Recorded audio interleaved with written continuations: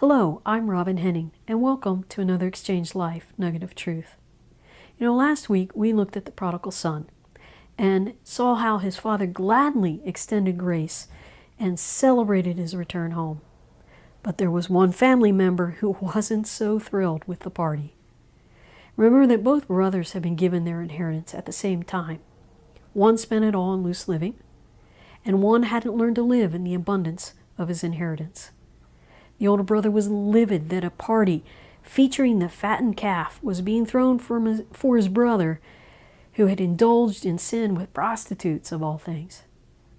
He was home, he was a dutiful son, he had always done what he was told, but did he get so much as a kid goat to party with his friends with? No. He had a serious knot in his knickers, and he did not want to celebrate with them.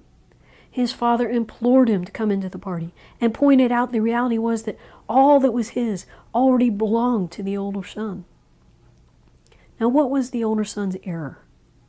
Well, he simply never appropriated what was already his. He was living in the trap of performance-based acceptance instead of grace. He lived under the law instead of grace.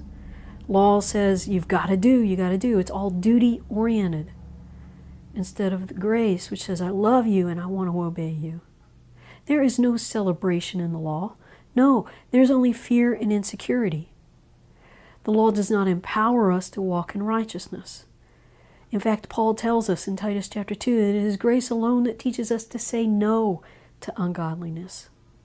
Now, mind you, the law is good, it is righteous, it is holy, but it can also seem very cold and very harsh. Grace is filled with love and forgiveness, but it is not license. It's not saying, hey, go do whatever you want, it's all covered. Rather, instead, it teaches us to live in God's love, which then leads us into obedience. The Apostle John says that grace and love and obedience, they're all linked together. If we are living in God's love, we know that obedience to His will is always the best choice because He is always motivated by love in giving us direction.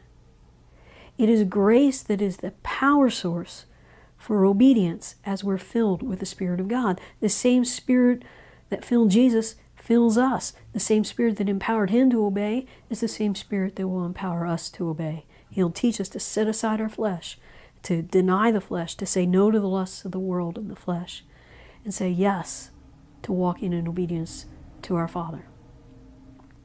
So, beloved, we are free from the law and free to celebrate with fellow believers all that God has given us through His grace, through the shed blood of the Lamb. Nothing that the world can offer us, nothing that the lust of the flesh can offer us, can compare to what God offers us.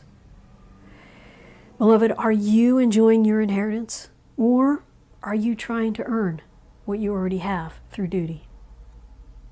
That's only going to result in legalism and a critical and judgmental spirit of others. Beloved, we all need God's grace. So let's learn to enter into His joy and rest and celebrate with one another.